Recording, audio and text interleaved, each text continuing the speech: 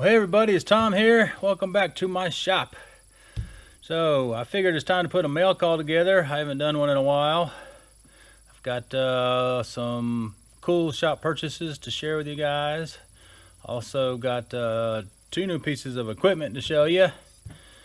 And we've had a couple channel stickers come in from other YouTube creators, so I'll share that with you. Talk about some upcoming projects. And also, for all you metallurgists, I've got a mystery metal to show you guys and ask you a couple questions on it and see what you think. So, without further ado, we say we'll grab the camera, we'll go over to the sticker board, and we'll show you the new stickers. The 2 stickers that came in, we've got Alberto over there in Italy. He's got a home shop, and his recent video is he just made a cool ball turning tool for his lathe. So go over there and check him out. Give him a sub. I know he'd appreciate it. And Shane Winters up there in Pennsylvania, he's got a nice big shop. He just scored a couple of nice pieces of equipment, a Lucas boring mill, which I'm envious of, and a very minty Acra mill. So go check out Shane's channel and give him a sub too. I know both these guys would appreciate it. Well, let's go check out this mystery metal. And I don't know if you can see way up there, but my neighbors are doing some tree trimming, so I apologize for the chainsaw noise in the background. But so what you're looking at is 2 big monster shafts. Get the other one in frame there. Let me get this way, maybe you guys can see a little better. So the story on this, there's a local company here in town, and they kind of like Motion Industries. They build big stuff, gearboxes, industrial pieces of equipment, but they don't really have much of a machine shop. They have everything come in and they basically put it all together. So they needed a little bit of work. I did the work for them, and they had this sitting out back, and so we did some horse trading. Instead of them paying me, they gave me these 2 big shafts because these were customer scrap. Yeah, so I'm like, heck yeah, I'll take it. Now, this is what we find interesting. So here, this is either stainless or well, I'm assuming it's stainless, not a chrome rod or chrome bar. See, it's non-magnetic. Magnet does not stick to it. So that's why we're thinking it's a grade of stainless and not chromed regular steel. But then when you come over here to the end, it's rusting and it's magnetic. So right here is the line where it changes from, well, it still has a little bit of magneticity right there, but nothing here. So blended in here. So we're guessing it's 2 pieces maybe, not really sure. So you guys that know your metal stuff, put a comment. Let me know what you think's going on here. If they've married 2 pieces or what. But anyways, I scored this. It's awesome scrap. I'll use it for whatever. Thinking maybe even cut a whole bunch of it up into either 2 or 3 inch sections and offer them as machinery feet. Put them on eBay or one of the machinists for them. I think they would make awesome machinery feet because it is nice and beefy. If I remember right, it's about 4 inches in diameter. I'm not sure if the light's picking it up over here, but to kind of give you an idea, I think there's about 12 feet in length. So that's my score, and that's my question. So leave a comment if you kind of got an idea what's going on with it. It's new equipment day in the shop. So the freight truck just arrived. I got this thing unloaded. Decided to upgrade my 20-ton press to a 50-ton. Give me a little more capabilities. I searched around, and all the companies seem to be selling the same press. It's probably come from the same factory. So If I wanted to get this in green from Grizzly, it'd have been like $200 more. A couple other sellers on the internet were pretty close, but still within a couple $100. So this ended up being the cheapest, just going through Harbor Freight. But like I said, they're probably all made in the same factory, so it really doesn't matter. So let me get this thing out, and it's pretty much assembled. There's, as you can see, the hydraulic pumps come loose, so obviously the bolts have worked off. They're in here somewhere. So let me just get the little tweaking done to it, and I'll get it out and show you guys the new acquisition. Well, it's new equipment day in the shop again. So my 1-ton gantry crane from Harbor Freight finally came in. I've been wanting to actually build my own. Thought it'd be a great project. I actually bought engineered plans off of eBay for like 20 bucks to build a 2-ton or a 4,000 pound crane. Just kind of gathering supplies, like I got the casters for it and some 1/2-inch plate steel. And then I contacted my steel supplier and asked, give me a quote on the I-beam that I need, and also for the 5x5 by 1/4 inch thick rectangular tubing I would need for the support columns and, you know, the bottom runners and the gussets and all that. And the quote came out to $1,500 for new steel. Gah. So that kind of burst my bubble. I decided to go this route here because this is you know, just about $800. It is only a 1-ton, but it'll do the job, and, you know, save me you know, $700. Plus I'd still had to you know, fab it up, clean it, paint it, you know. So it'd been a fun project. I like doing that stuff, but it just didn't, you know, make cost effective to go that route. So let me get this unboxed and set up, and then I'll show you what it looks like. Mr. Chaos says, hey. So you saw the well, not really unboxing, but the delivery. I picked up a new 50-ton press. This is to replace the 20-ton press that I had. 20-ton worked fine, it just didn't have enough tonnage. So she does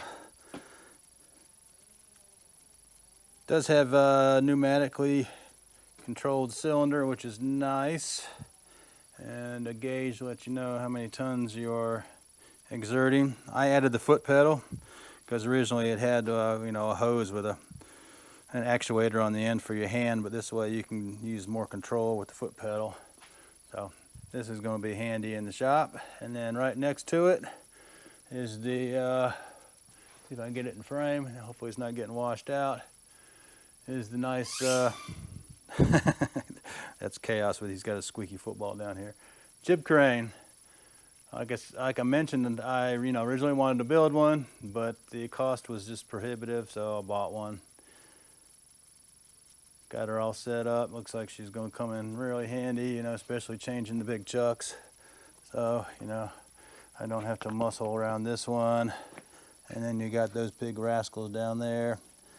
So, you know, I'll make changing chucks a lot easier. And then eventually, when I do have a big hunking piece of stock, then I can use it for that. And then, of course, we can just rotate it around, and I can go over to the mills or this other Monarch lathe and, you know, lift up heavy stuff like rotary tables or whatnot. So that is the 2 big purchases for the shop. All right, so what you're looking at is a Starrett hub mic, number 228. Now I picked this up at the Hillsville flea market, and unfortunately I forgot to show it. So I'm showing it now. Sweet little mic, nice and smooth. It is a little bit older because the thumb wheel lock is on the front here, and they later changed the design and put it in the middle. And here's a Starrett catalog from 1938, and it shows it. Hopefully you guys can see that. So what it's good for is, so if you need to go into a bore and, you know, measure it, but the bore isn't wide enough to get your normal micrometer in, then you can slide it in here. because this takes a minimum of 3/4 of an inch of a hole, so it gives you a lot more room than your regular big mic. So don't use it very often, but you know, when you need one, you need one, and they are very handy. So I picked it up for 30 bucks. Didn't think that was too bad. Well, let's start off with some purchases here. So I hit up Old Shaw's, spent a few $100. Figured it's time to start tooling up the big jet lathe. So I picked up some big tool in here, just some 1" by 1" stuff, or 25 by 25 mil. In the DA holders, I could go up to 1 1/4, but since my Monarch lathe takes CA stuff, 1 by 1, so this way I can keep the stuff interchangeable. But I wanted to pick up a couple just kind of dedicated to keep over there at the jet. So picked up this one, you know, perfect going in, breaking the edges for chamfering and doing some heavy cuts. You know, I like the CNMG, so I picked up CNMG Style, but this takes the big number 6 series, so she can you know, remove some material and hopefully not break down an edge very easily. So like I said, those are some big inserts. But what's nice about them is, you know, I search eBay and you can score these fairly cheap usually. These are actually somewhat a lot cheaper than your regular smaller 4 series inserts, because the 4 seems to be more popular. And boring bars, picked up this nice big 1 1/2 inch diameter, using the WMG Style insert. And I picked up a 1" in diameter boring bar using the regular CNMG Style. So that'll get me some basic stuff going, and I've already got a couple more. And you can't have enough mag-based indicators, so that'll be going on the jet lathe on probably one of the ways. A couple eBay scores or purchases. So I picked up these WMG Style 1/2 inch by 1/2 inch, or I think they call these, what, maybe 12 or 13 mil by 12 by 13 mil in diameter, left and right. So future project is we're going to make a big boring bar. Also scored this really nice Federal dial indicator. Got a 1/2 inch of travel, but you know, I like the Federal indicators because they're just built like tanks.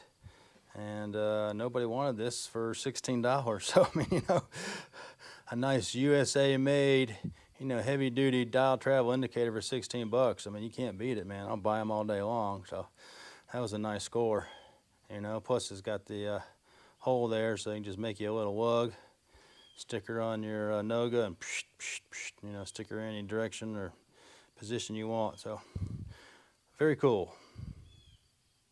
I picked up this nice boring bar from Mesa Tools. They make some nice stuff. There's their website if you want to look them up. This is a 3/4 inch boring bar. I guess you could call it a right hand, but what I got this for is for the boring head, so I can stick it in, you know, this way and have the head rotate instead of your normal down here, where you're going to get maybe, you know, a little extra flex or deflection from your tool because you got such a long stick out. So this way you can go this way. So this would have been in handy when I did the bush hog repair, when I, you know, bored out that hub. So check them out, Mesa Tools. What you're looking at is a nice eBay score. So I got me a tool post air powered grinder. Takes 1/4 inch shank tooling. So pretty happy. Got a real good price on it. You know, I can mount it and work perfect to you know, grind tapered bores. I wish I had this when we did the repair on the jet lathe, so I could have got that inner bore really nice and smooth, but I didn't have this at the time. And you know, tool post grinders are pretty pricey, so you really gotta, you know, pick through all the stuff that's advertised and be patient, and then every now and then something pops up at a good price. And this is it. So glad to have it.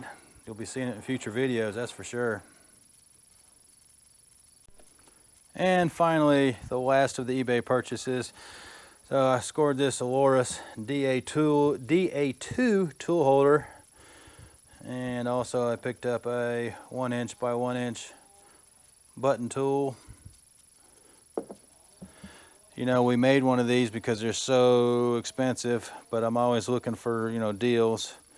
And every now and then somebody's selling some at a really good price, especially if you can find them under $100, you know, you're doing good. So I ended up getting this one for $94. So I figured that was a good score, because they're normally in the $135, $145 range. So nice to have. And I think that is it for all the goodies from either the Machinist Forum or eBay. Sorry for the shakiness, but I'm gonna go handheld. So I got this group of goodies from a guy named Matt. He ended up going to an auction and pretty much clearing out the machine shop.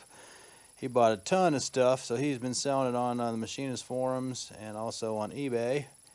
I've purchased quite a bit of end mills and cutters from him, and I got this lot of stuff. I mainly got the chucks and the Morse taper drills, and he just threw in some stock for a couple bucks extra. What I got here is a nice Jacobs chuck, an 18N. He cleaned it up nice and smooth. You can see the jaws are in perfect shape on a Morse taper 4.